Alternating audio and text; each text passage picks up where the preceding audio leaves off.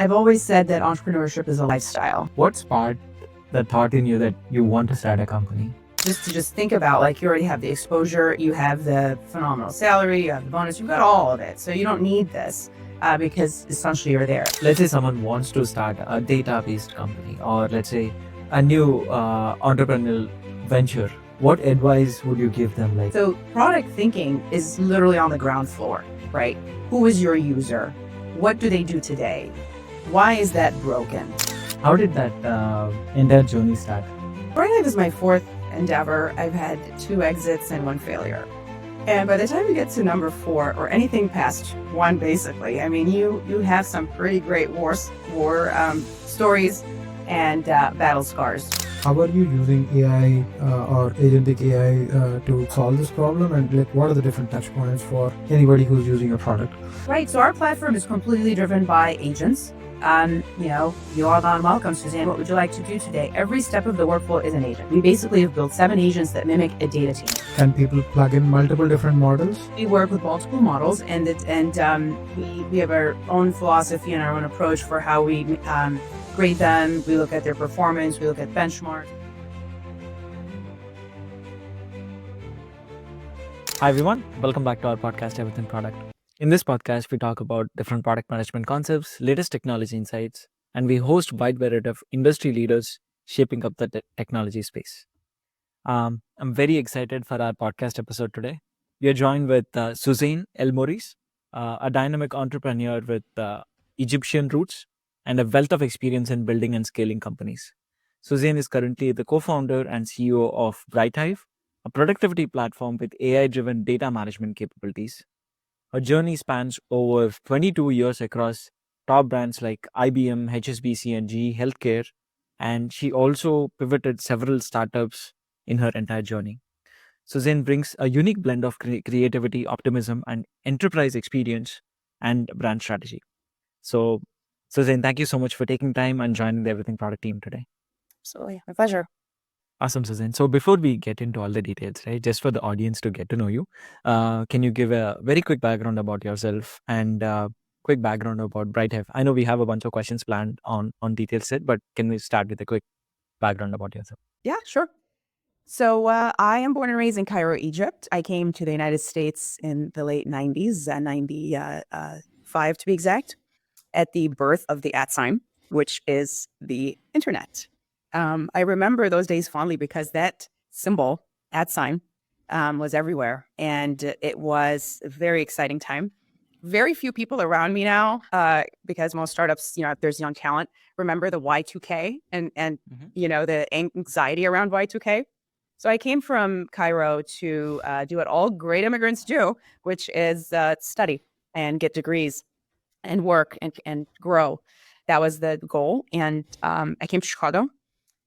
And it was very cold, very different from Egypt, but I have grown to love it. When I came to the United States, the intention was to, get my graduate work done. So I have a master's in computer science from DePaul University, and you really go back. Maybe you work for a year or 2, but the goal wasn't really to make a life here. And extremely fortunate to have met my very first manager ever in the United States, a woman named Terry Palmer, that worked at the time for IBM Global Services, a long time IBMer, over 21 years. And I think basically her entire life was there until she retired. Her and her husband and her 3 daughters in Northern California, in San Jose on Colorado Road, if you are in that area, in the Bay Area. She met young, hungry Suzanne and gave her first opportunity to work with her and for her in the hardware side of IBM Global Services. So you can just imagine that formative experience to be in my late teens. I was not even 21, immigrant coming to study computer science, and was also going to be blown away at that time because it's the birth of the @ at IBM Global Services. I mean, Big Blue, the number 1 consulting, and technology company at that time. And so the story really, for me, I consider myself very lucky, and I always mention this. Here we are nearing 30 years later to have started my career as a technologist, always been a technologist. I've always been working in the technology space, but also to be able to be in every chapter of how technology has changed our lives. hardware, software. I mean, obviously the internet was one transformation, and then all the business transformation that happened with that technology. Then from there, the smartphone, the iPad, the miniaturization of the computer, essentially, and then that drove the app economy and the app ecosystem and the app store and everybody trying to do a store, which drives more explosion into data and the data world, right? And then here we are in AI. I would have never thought that was going to be the journey when I left Cairo at the time. So that is Suzanne. And I'm very proud. I'm very proud of where I've been and where I'm going. In my experience or in this trajectory that I just mentioned, I am very much equal parts big enterprise person, big enterprise girl. I spent 16 years in the big brands, so I get it more than really anyone that sometimes I meet in the startup world, because in that time, as most of us do, we were keen to work for big companies. So IBM, as I mentioned, GE, definitely GE Healthcare was huge for me, and equal parts consulting. So being at Capgemini and at Sapient Publicis Nitro and HSBC as well in financial services, my career is so rich with use cases for a variety of industries, from healthcare to financial services to banking, and as a whole, of course, with all the banks as they transformed with the internet, but also the retail, as we mentioned.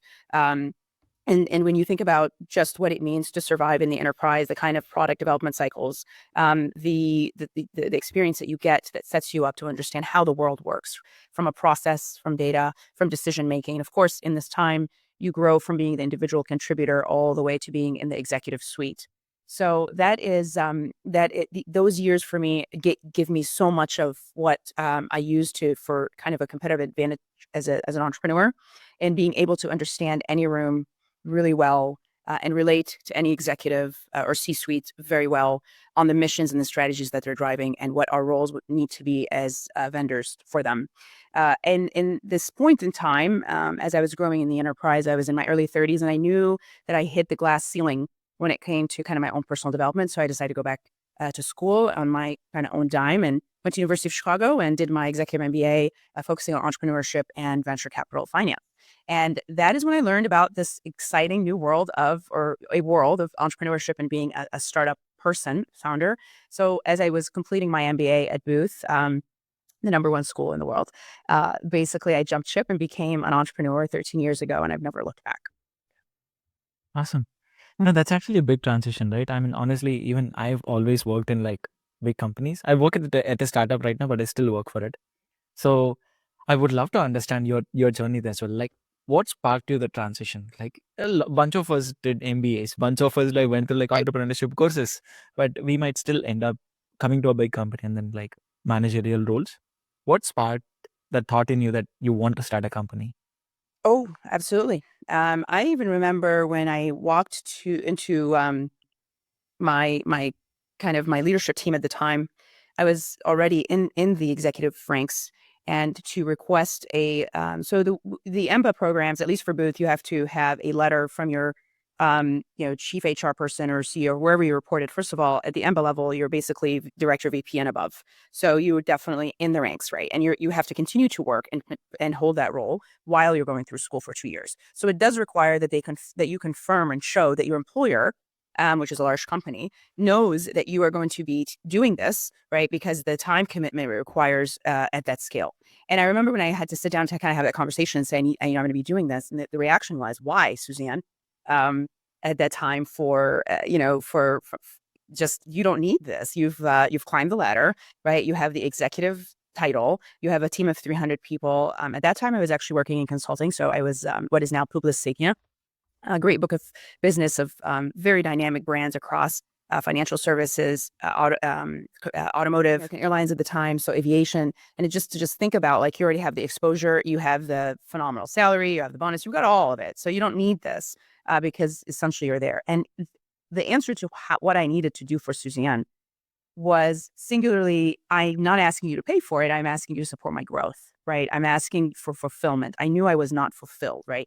And I wasn't necessarily going to say I'm not fulfilled, but for myself, what I was seeking was my time here on planet Earth is much bigger than to push pixels on on a design or modify version 59 of the PowerPoint and not really make an impact in the world, right? I mean, that's a lot of times when you are servicing brands that are, publicly created brands, the risk averseness and innovation goes on forever, but are we really innovating?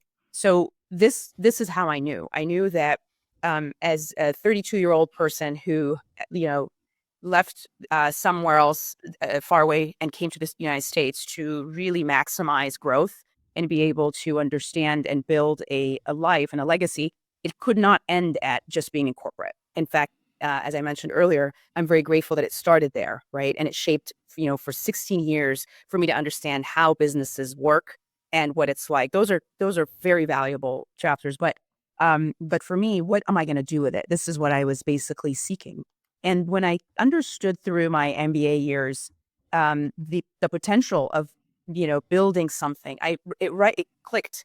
I felt that my mission has to be to take all of these years that I've learned about process and all the different kind of balance sheets and just like, how do you bring something to market? How do you drive an innovation strategy? How do you compete and win? How do you service customer at scale? How do you deploy technology in a way that, just kind of knocks everybody else out of the water and just builds brand in a big way? How do you deliver to the street the value that keeps your stock at a certain point? So all of that, I can box it and bring it to a small entrepreneur or somebody who just has an idea and be more valuable, right? Without necessarily, yes, you're not being paid $600 an hour, but this is a different point. You're building a brand, you're building a business, you're building a culture. It's your legacy. So that's what drives me to be and never looked back, because entrepreneurship is very hard and there are very tough days. You can very easily go back and you have a great resume to land somewhere great. For me though, it's a legacy and I'm building, so I never look back. That's awesome. I want to go a little bit more deeper into BrightHive as well. So what was the idea? Like, I'm sure typically when people start their companies, there might be a trigger point where it's like, I've seen that problem, I've spoken to a certain number of people, then this is the problem. Then it strikes with this is the exact problem that I want to solve, that I want to spend probably like next 5-10 years of my life. How did that entire journey start? Certainly. So BrightHive is my fourth endeavor. I've had 2 exits and 1 failure. And by the time you get to number 4 or anything past 1, basically, I mean, you have some pretty great war stories and battle scars. And they're sweet, So you kind of almost the first driver is I want to go build another great thing. So that's kind of the first driver. So then what is it? And my co-founder and I, when I met my co-founder, Matt Guiu, is really one of the most wonderful, well-intending optimists that sometimes, we definitely disagree on a lot of things, but we come together with a common point of view, which is we want to do good in the world. And it is such a powerful thing to have when you do entrepreneurship, which, by the way, you should never do it alone. Co-founders are critical. We complement each other. Matt and I could not be different. We are oil and water. I mean, just so different. But our skill sets are so perfectly aligned for this problem that we're solving, which is data is hard. Data is ugly. Data is dirty. Data is not accessible when you need it to be, and it's not as usable as it has to be for you to get the insights at the time that you need. Data is tough. It's an old age problem. I mean, there's nothing new here about what I'm saying. Usually when we ask our customers and our users very early on in the sales cycle just how they feel about their data maturity, and generally anyone, you and I, people have anxiety and hesitation around this idea of how mature and how much of our decisions that we're driving in our businesses and our everyday life are evidenced in our data. Well, if it's all these things that I just described, inaccessible, dirty, lacks quality, hard to bring together and unlock, you often will proceed without having all the evidence. And what we're doing here is our mission is to make every team a data-driven team, which means you're talking about people that are not data engineers and data scientists, people that are in the organizations, people that are in the enterprise, delivering important work, whether it is in procurement, in supply chain, in customer success, in marketing, and definitely in finance. I mean, everyone brings a skill set to the table and an expertise, but data is the mesh and the fabric through an enterprise, whatever your size is. However, what we see and what we know is that data teams are also scarce and overburdened by the data consumer. The data consumer is the business functions. And there's so much to that is needed for them to deliver on, to be able to answer questions in a timely manner. And they spend most of the time managing Jira tickets for random requests. And this is really driven as well, because if you look at the modern data stack, the evolution of that, it's actually good and bad. It's phenomenal in that the data market is there's just a tool and a nuanced tool for every element of a data management task. But it also creates a lot of complexity, right? The MDS is a very complicated landscape that business teams on their own don't know from where to begin. If you want to know why a certain dashboard looks a certain way, why a certain fields in the database are defined to be in a certain way, you need that data scientist. And so what Matt and I really bonded on when we met, him being a complete data scientist his whole life, he calls himself a data nerd, chief data nerd, but he spent his whole life in data, right? And very passionate. He's actually an impact entrepreneur as well, which means that his passion is really unlocking data for social good. So when you think about it also from a social lens, society needs so much insight out of data that is going to drive how we should change and evolve and be more efficient and grow. So this is the big part of what Matt cares for. And Suzanne is, as I mentioned in my career, over 25 years of being a software-driven purist, right? Technology, I believe, can solve and does solve a lot of our problems. The question is, how have we designed it? How have we architected it? How do we bring it to market? How do we bring it to our lives? And so between those two sets, we looked at the data problem and essentially, how is it, you're experimenting, going to the moon and exploring the universe, and you have EVs, but we haven't figured out a way to unlock data more seamlessly, easily, to really drive a much more mature conversation, data-driven, data mature conversation wherever you are in the enterprise. And for him specifically, he also shared with me his frustration during his PhD. He's also a University of Chicago um, alum. The frustration when you are in academia at how much time you spend just to get your data from different places. And these are multiple data sets to be able to build a model, right? So even the time that you're losing trying to bring all this together. So in the general, the space that I'm painting here is data continues to be hard. And it's kind of, at this point, we're just tackling it. We are looking at the entire data management workflow, all the way from, connectors and ingestion through to, quality, data quality. We're looking at the schema, right? And just kind of one schema to drive and bring it in to this single source of truth, which is the BrightHive platform, being able to identify PII and govern it, meaning that you as the user are able to restrict what different PII people can and can't use together or are able to access. And all of this is to really drive data pipelines that get us to the very exciting part, which is being able to analyze and mine that data, these clean data sets, faster. Now, of course, we're doing all of this with agentic AI. So there's the AI stack here, where the LLMs that we use, RAG, and so forth.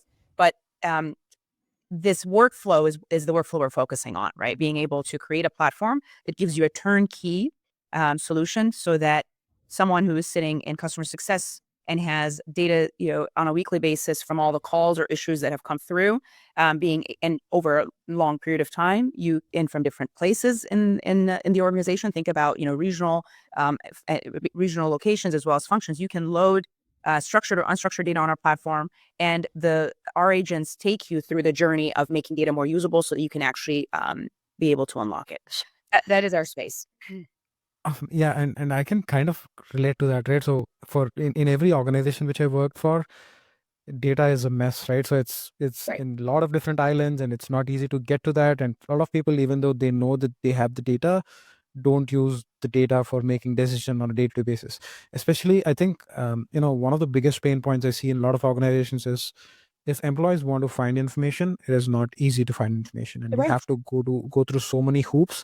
Sometimes the data is not up to date. Sometimes they don't know where the data is. They have to reach out to multiple people to do that, and I think that essentially what we are also trying to solve at our organization, is how can we help anybody who's trying to do their work, give them the right information at the right time, rather than them spending all of this time not focusing on what they're good at, rather than going through find information, right? Right. And so the Yep. one aspect of this is productivity for sure. But the other big win is being able to build an organization that feels that their data maturity is increasing, right? They are driven by data and insights. Earlier this year, SD Times published, I don't know, perhaps you've seen this or your audience has seen this, but they've published a study, and it really just highlights, while most companies focus on data, as you said, we're all trying, only 16% are data driven. only 16% in their study. And they define kind of like what is that, data driven. And that's the pinnacle. That's where you feel that at any point you need to look at data before you take an action, or you want to validate that it's right there at your fingertips, accessible, and the data workflow itself is turnkey and state of the art, that you're not wasting the time. So what Matt and I completely agreed on is that friction of the on-ramp towards embracing data is so steep that it has, and is one of the bigger reasons for why all of these decades we continue to produce a lot of data. Every business that operates, a company is born every 20 seconds. Everything is producing data.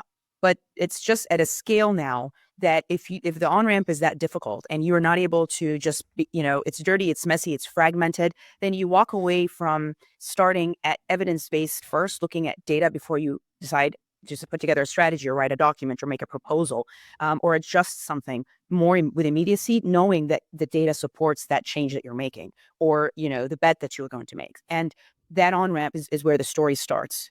And it's really the characteristics here that we're talking about. It is no surprise for me to see that statistic at the beginning of the year that only 16% of their data-driven cultures. Awesome. Yeah, and I know that like we agreed that this is a very big problem, right? But how are you using AI or agentic AI to kind of solve this problem? And like, what are the different touch points for anybody who's using your product? Right. So our platform is completely driven by agents. You log on, welcome, Suzanne. What would you like to do today? Every step of the workflow is an agent. We basically have built 7 agents that mimic a data team. And so it's a data team in a box, right? There is the ingestion agent. There's a connection agent, right? To be able to create the connectors, ingest those pipelines. Then there's the data cleansing, data quality agent. There's the schema agent. There's even a data strategist that can craft for you a strategy once all the data is loaded.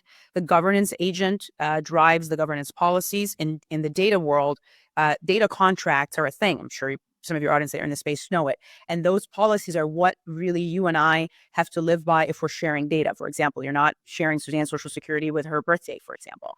The platform is the policing factor, and the agents help you create those data contracts on the platform, so that when I invite you to contribute, one of the things I should also mention that one of the things we do support is that when your data comes from an ecosystem of partners as well, and they could be within the enterprise or they could be outside of the enterprise. It could be more than one entity sharing data together, and they're completely, different organizations, or it could be a McDonald's or a Walmart within the enterprise. There's different functions across the world, right? Geography as well as different business lines. And then there's just the sharing of data as well. So governance is a huge area, as you know, in the data space. Governance analytics, that's a big part of the MDS, the platforms that just do governance. So our agents also help with that. And that also, all of this is working for getting you ready where the crown jewel, as I call it, and that's the data engineering and the data analytics agent.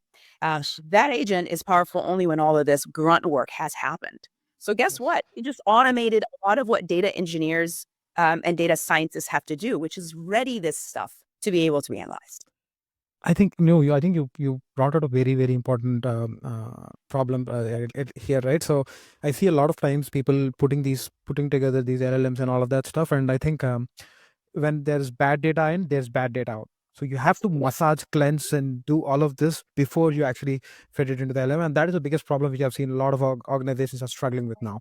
So it's not that straightforward. You don't feed all the company's data into, at least ground the LLM with using RAG, using all the data. I think it's still bad data out there.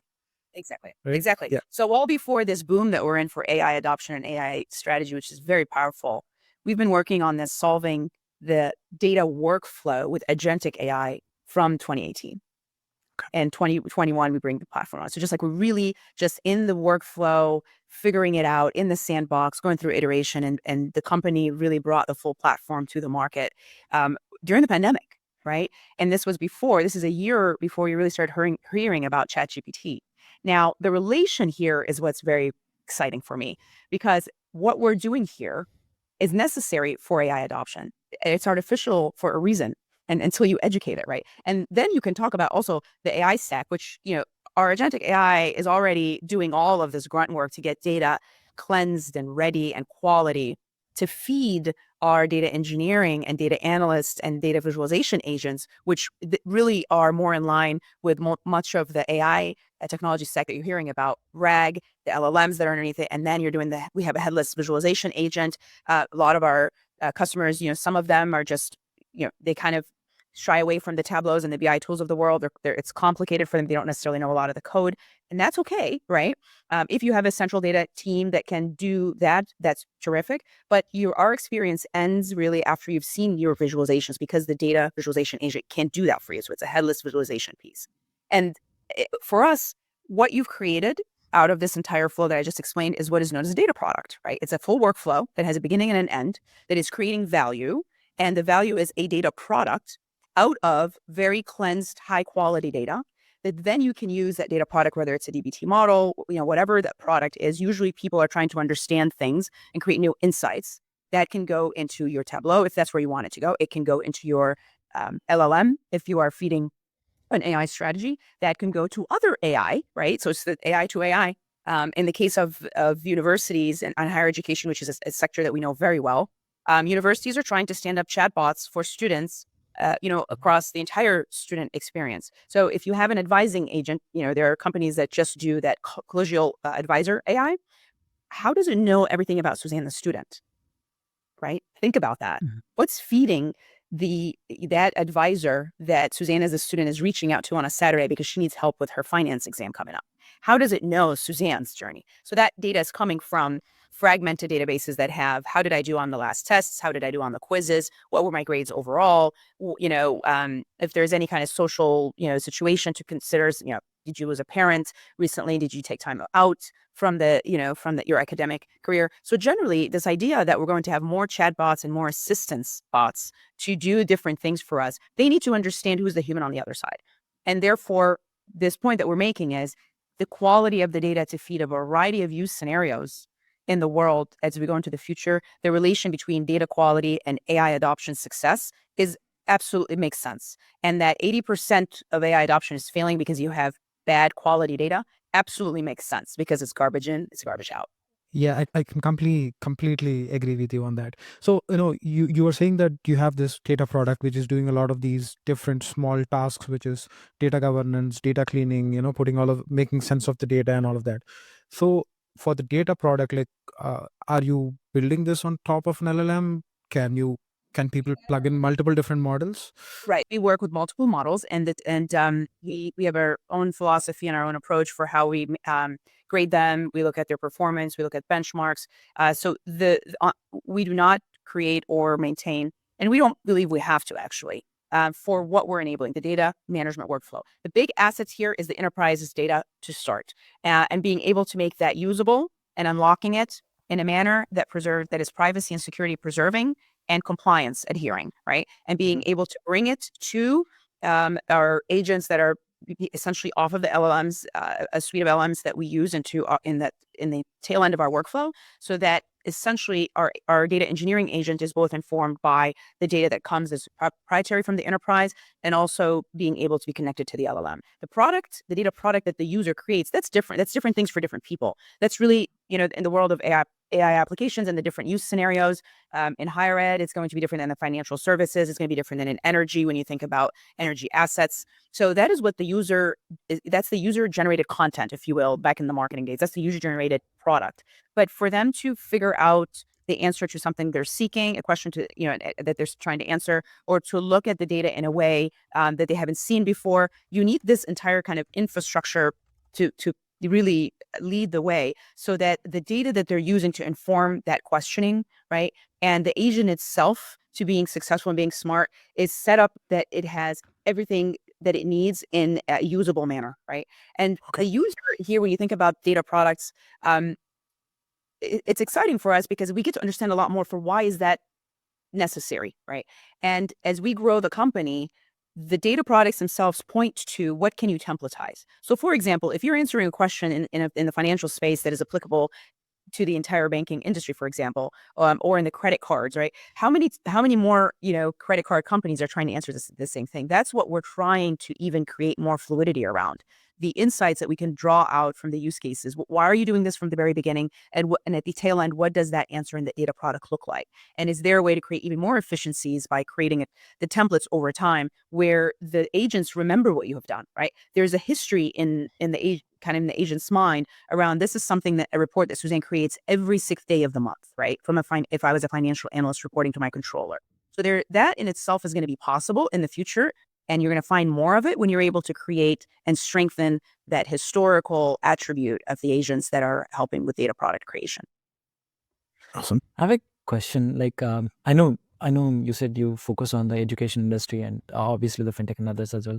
Would you be able to share probably one or two examples of some companies that have used your product, and then what was the overall efficiency gains, or in terms of the data usage, how did they see their trajectory changing? Yeah. I mentioned, there's a couple that we can the higher education one or the universities is very easy to explain to folks because majority of us have been through college and understand that experience. From the educator's point of view, and of course, this is also applicable to both nonprofit and for-profit universities. Really, any institution that is doing that is in that space. So when you think about the world today, and from a perspective of a CIO in a reputable organization, University of Chicago, for example, right? They are supporting institutions that have been around for quite a while, right? I mean, centuries in some cases. And there is the data consumers here are the different colleges, right? The faculties of finance and engineering or whatever. So the scale by which all of this data that they have to kind of essentially modernize and unlock and help everyone in a university system, from professors to social workers to administrators, just there's so many people that really serve that end student at the end of the day. And keep in mind also, we're going to talk about alumni as well. So there's a need for that big picture to be, how do I enable all of these data consumers? They're expecting more insight on what has happened to this population and what they're doing. How do I serve up, right? A lot of the insights around a 360 point of view of the student, or a 360 point of view of an alumni, or a 360 model of a professor. That's where kind of their use case is being able to take everything that the university should know about Suzanne, whether she's a current student or she's an alumni, and bring it forward to serve multiple data users that are in other parts of this university system. And that is one of the great use cases that we're doing for our higher education and specifically university clients all over the world. Being able to pull sometimes 300 different repositories could be, because think about, where is your grade data, the content for the courses that you've taken, then the registration, right? Then your exam, then everything about your financial aid and your payment. I mean, not all of us realize how fragmented data in education is. It lives in a lot of different proprietary ed tech platforms. So the BrightHive platform allows for a CIO at the university to be able to plug in over 300 connectors. We just have them, or we can create a custom connector for you. We can pull whichever from whatever you've built. So is it Canvas? Is it Blackboard? Is it proprietary Oracle database? I mean, even if you want to know down to what they ate for lunch the other day, like if that's in a system, we'll be able to, off of your student ID card. The platform's kind of power starts there. To be able within an hour or to within one day, connect you to an entire ecosystem of wherever the data may live.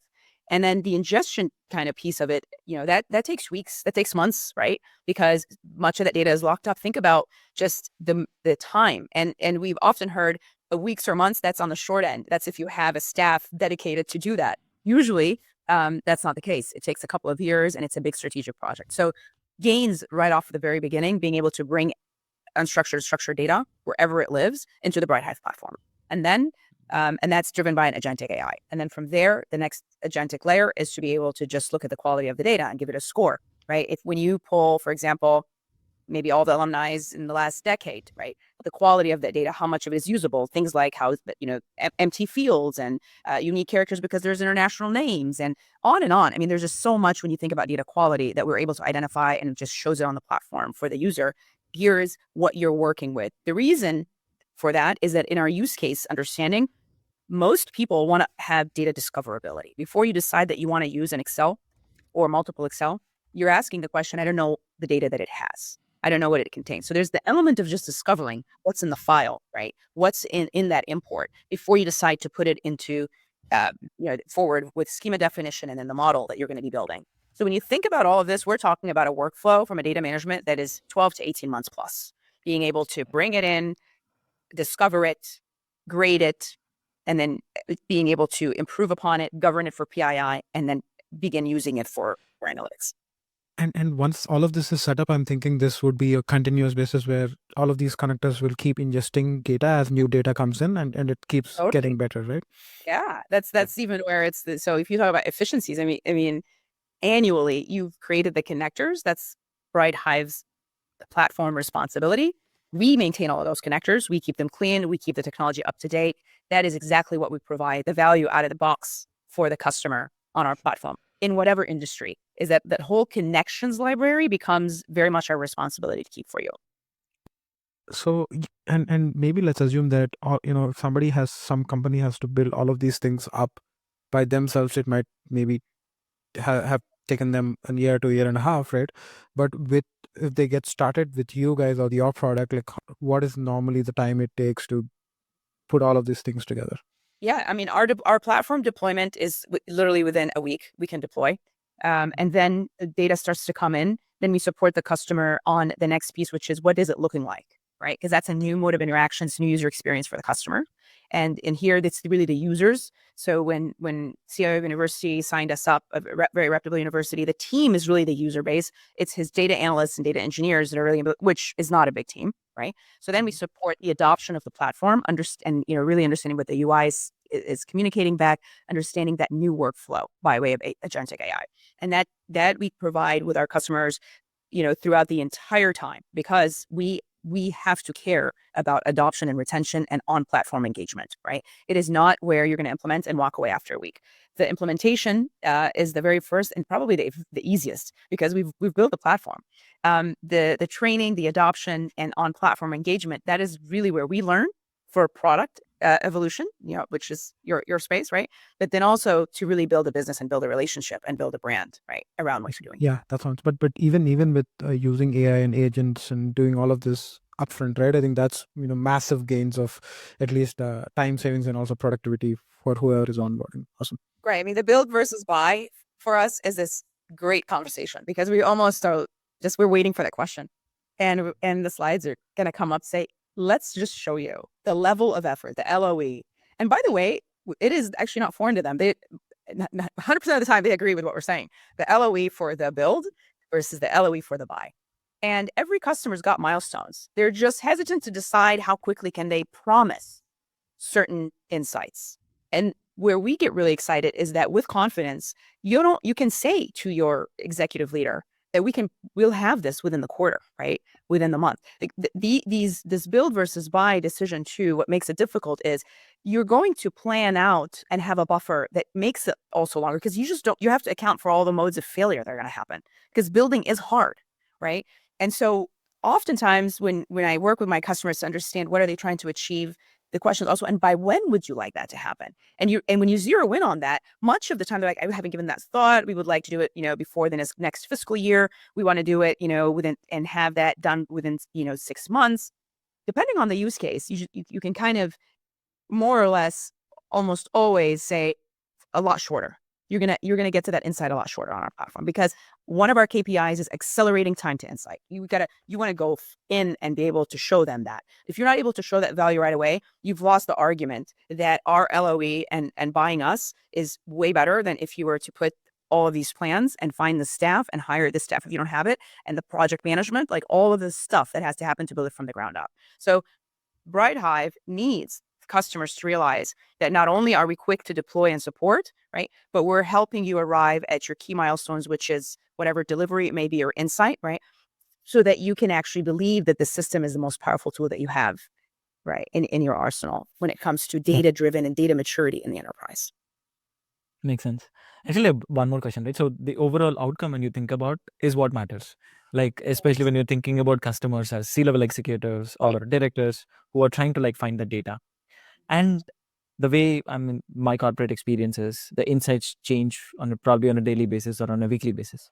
So how does BrightHive adapt to either giving new insights, or can it learn by itself and then tell, hey, this was the use case that you gave me, but I see probably new use cases that could benefit your company.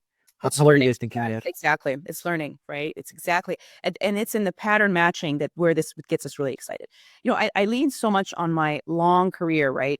A decade and a half in the enterprise, and being the data, I started technical and then I moved into on the business side, but needing to get to insight and answering a question and realizing that I can't for a lot of reasons, right? Just the way the matrix organization is, how the systems are designed and deployed, and how it is or isn't accessible to the business units. So much of the challenge is really just that culture, right? So when we go in and deploy for enterprise clients, you're working with teams down to the user level, which is what I refer to as the data consumers. They're the ones that are needing to get this data in order and consumed so they can get to the insight.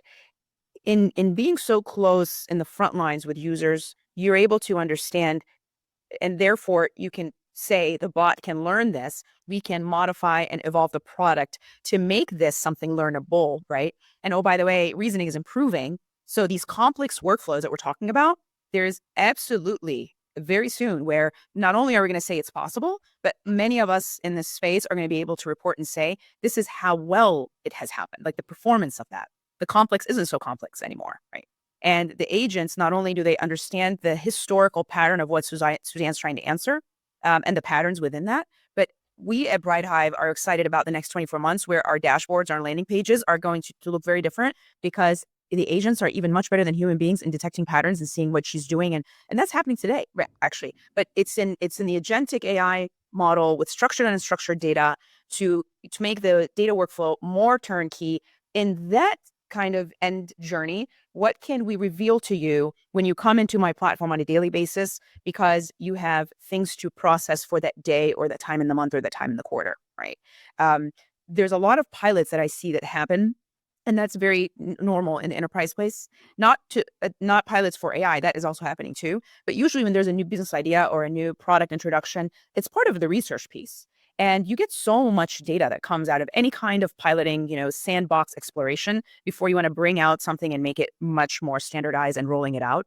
One of the great use cases for this agentic AI and accelerated data workflow that we're discussing is why wouldn't it be that the day that the pilot's done, more or less you can have some insights that same day, right? Close the gap between we ran a pilot for 90 days. Now let's go analyze the data. Like, close that down and bring it to be, you're going to have insights immediately within that business day, right? Within that week.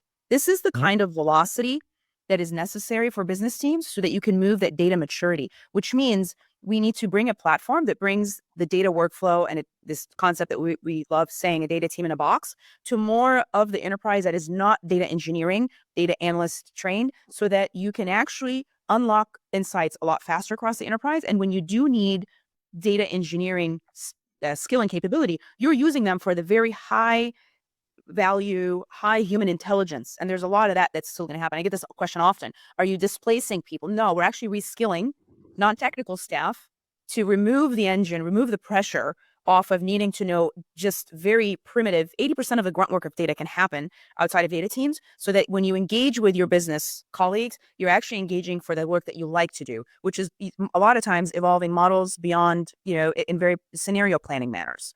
And you can also use agentic AI in that. So it's really shifting a lot of the skills from being so centralized in one place and distributing across a group of people. That makes sense. Yeah. Actually, I want to ask one last thing, like on BrightHive side, right? Like, what is your overall vision?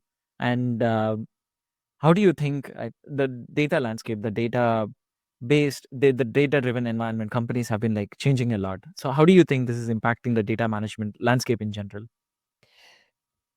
That's two questions, which I like both. The first is, the vision is, we just want to see more data users. We want to, that's basically like the qualitative side of it. We want to bring down the intimidation of data. We want people, I have 3 kids. I think about my children, and that their time when they enter the workforce, it's normal for them to start whatever it is they're going to do from a data informed position, because the architecture and the tools that they have, and today we have the iPhone, so it allows us to do many things that our parents could never imagine. I want my children to always be starting from the data says that, and I'm not intimidated by this data, right? That is what gets me so excited about building BrightHive, is that we are narrowing down that, very overwhelming MDS landscape. And by the way, our platform is built on all of the brands that so we have a lot of partners in this space. It's Snowflake. We are building in partnership, but to simplify the buy. we're simplifying the buy for the enterprise buyer, for the enterprise user, so that they can trust that our platform is an end-to-end workflow in the data management space to get you from, make substance out of mass. The substance is the insight, the mass is your data. In the middle, it's a very complicated landscape of many data tools that have innovated for the last 2 decades, which is both good and bad. But now too much choice is almost no choice, right? And so when you bring BrightHive in the middle to say, we're going to be using best in class across all these layers, we've integrated the entire stack to get for data management workflow, and that you can get your data loaded and be able to work with it within minutes and create insight that you can share across a group of people in the enterprise, in a nonprofit, wherever. For us, it's organization, right? Then what you've really created here is democratization of data. Now, of course, this is not the first time people have said democratize data, but we have not really done that yet. We haven't arrived. We all want to democratize data and we want to make it easier and usable, but we're still trying as humanity for that to be true. Our goal at BrightHive is that with the way that we've built our solution, more people that are not coming from the data world get more empowered to approach whatever data sets that they're interested in a way that moves us to feel more confident that we are a data-driven society. Awesome. Yeah. Thanks for that. No, this is great, Suzanne. So a bunch of our audience are typically people who are just starting into like product management career or like people who have been in product management to a certain extent and trying to move to like a leadership space. So I want to like switch our topic to a certain extent on giving advice for them. So let's say someone wants to start a data-based company, or let's say a new entrepreneurial venture. I know, given your experience in the last 15 years or so, especially in the entrepreneurial space, what advice would you give them? Like, what are the different things they can do to leap into this entrepreneurship space? Yeah. So, 16 years in big corporate consulting, and then the last 13 years as an entrepreneur. So not to age or date myself here, but what are the themes really? So I'm a technologist and a product person all this time, nearing 30 years here. I've always been looking at the world through the lens of technology and can I build this? And even when I met Matt, my co-founder, and we were looking at what makes data difficult and that opportunity that's ahead of us, the question is, can you solve this with software? Can you solve this with technology? And it's like, yes, you can, right? So the point is to look first and foremost, simplify it. Is it technically possible to solve this, build it once and sell it 1 million times and build a unicorn, right? That's the entrepreneurial part of it. But first of all, can you fix this and create efficiencies using technology? And so product thinking is literally on the ground floor, right? Who is your user? What do they do today? Why is that broken? Where are the unmet needs? Where are the friction points, right? Being able to create, when I think about when Suzanne was product designer, I was in the space before it was called product management. I was a business analyst. I was all of these labels, but essentially we were trying to define human computer interaction. That's exactly what my master's is in the computer science school is HCI, human computer interaction. I was the human and the computer engaging to solve a task at hand. And when you create that point of view, that is something that you're going to do forever when you're moving from doing it in a corporation in a big team, or you're doing it by yourself. The thing about entrepreneurship is that you're many functions of one. You're not going to have all the resources. You're going to be the product strategist and the product designer and the product manager and the product marketer, sometimes all in the same time, because that's the stage that you are in.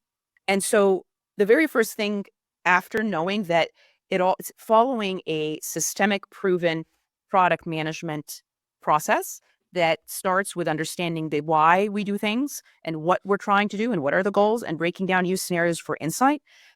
You're doing this because the next layer that you have to, kind of build is, can I actually achieve this and build it end to end myself and be able to take it to the market and doing some customer testing and bring back that insight? So then you're talking about, the stamina that you have to focus on this problem from the beginning all the way to version 1.0 in the design. No one else is going to touch that. Because when you're doing it as an entrepreneur, you do not have the luxury of having a lot of people to work with, or even just one more person. It could be your co-founder. And that's what you have to think about is, can you bet on self that you have the level of hunger and commitment to take a playbook? And I always say, in the SaaS world, the playbook's been written for a long time now, and SaaS is our life. So it does not reinvent the playbook unless you have something innovative.